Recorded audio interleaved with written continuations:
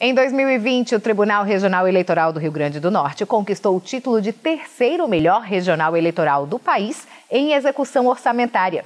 Sobre esse tema, eu converso agora com a secretária de Administração, Orçamento e Finanças do TRRN, Simone Mello. Seja bem-vinda, Simone. Obrigada, Ariane. Sempre um prazer falar com você. Explica pra gente, primeiro, que avaliação é essa feita pelo Tribunal Superior Eleitoral? O TSE costuma acompanhar o desempenho dos regionais no que se refere à execução orçamentária. Então, ele mede principalmente 3 indicadores. O primeiro deles é o limite de pagamento, quanto o tribunal efetivamente utilizou do orçamento que foi descentralizado para o regional. O segundo índice que ele mede é o quanto o tribunal inscreveu em restos a pagar o seu orçamento. E, por fim, o último, o índice de perdas orçamentárias. Então, esses 3 indicadores, eles em conjunto medem exatamente como o regional se comportou diante do orçamento que lhe foi descentralizado.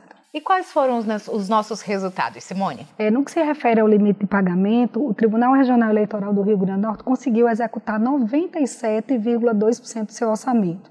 Então, um índice assim primoroso, considerando principalmente o contexto da pandemia e também um outro aspecto e muito relevante, que as eleições municipais de 2020, elas ocorreram em novembro, então num período muito próximo ao final do exercício financeiro, que é um período super complicado para a execução orçamentária em si. Então essa coincidência foi mais um desafio que tivemos que enfrentar para conseguir bons resultados.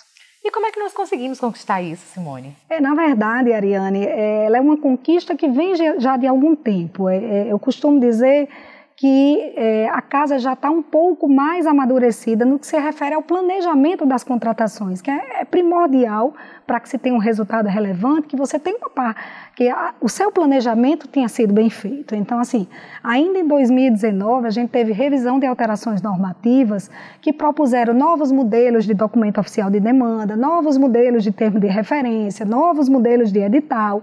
Então, todo o nosso planejamento de contratações, ele foi manualizado. Então, isso já foi um primeiro passo para que a gente pudesse ter um resultado positivo. Fora isso, não é de hoje, já é de gestões passadas, acredito que antes, até 2016, a gente já vem fazendo o Plano Anual de Contratações. O que é o Plano Anual de Contratações? É a lista de todas as contratações que a gente vai ter no exercício seguinte. Então, aquilo é listado, o orçamento é agregado àquilo, você monitora aquilo mensalmente, então é mais um aspecto que você tem positivo para que você tenha um total controle do que você tem a contratar no exercício seguinte. Fora isso, eu julgo de muita relevância também o que a gente chama de reuniões com a alta administração. Então, eu acredito que em 2020, a despeito até da pandemia, a gente conseguiu fazer as reuniões periódicas do Comitê de Governança de Orçamentos e Contratações, que é o COGEL. Fizemos reuniões à distância, com a presença do presidente, com a presença de todo o corpo diretivo da casa. E nessas reuniões a gente conseguia debater algumas despesas que, também diante do contexto da pandemia, elas foram minimizadas. Vou dar um exemplo a você. Passagem aéreas, as próprias diárias, energia elétrica que os servidores, na sua grande maioria, foram trabalhar nas suas residências durante o período de pandemia, em regime de trabalho remoto. Então, isso tudo trouxe uma diminuição de alguns custos que tinham sido programados no exercício anterior. Então, esse remanejamento, ele tinha que ocorrer de forma célere para que a gente pudesse empregar aquele orçamento em outra demanda estratégica para o tribunal. Então, essas reuniões da alta administração foram imprescindíveis também.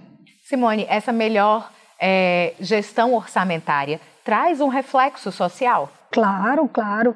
Na medida em que a gente recebe um orçamento do TSE, o tribunal ele tem por, digamos assim, obrigação gerir da melhor forma, porque tudo que a gente faz visando o bem-estar da sociedade. Então, essa questão de planejar bem, de remanejar bem, um outro aspecto também que foi positivo para essa colocação, foi um contato muito íntimo e forte com os fornecedores, porque os fornecedores eles também sofreram com a pandemia. Vários fornecedores, eles pediram dilação de prazo de entrega de material, porque eles não conseguiam cumprir toda a logística do país foi afetada. Então, esse contrato próximo com os fornecedores, esse acompanhamento do orçamento, então a SAOF, que é a Secretaria de Administração, Orçamento e Finanças, ela fez um acompanhamento muito miúdo no que se refere aos créditos disponíveis, o que estava de despesas empenhadas, então aquilo era acompanhado semanalmente. Então, tudo isso em conjunto gerou um resultado positivo. E assim, esse resultado positivo, óbvio que se reverte à sociedade, não tem como, né? Porque todo o trabalho, todo o planejamento, o fim da justiça eleitoral é visando o bem-estar da sociedade. Simone, muito obrigada pelas informações. Muito obrigada. E o Justiça Eleitoral na TV de hoje fica por aqui. E se você quiser rever essa ou qualquer outra de nossas entrevistas, acesse o nosso canal no YouTube. Aguardo você na próxima edição. Tchau, tchau.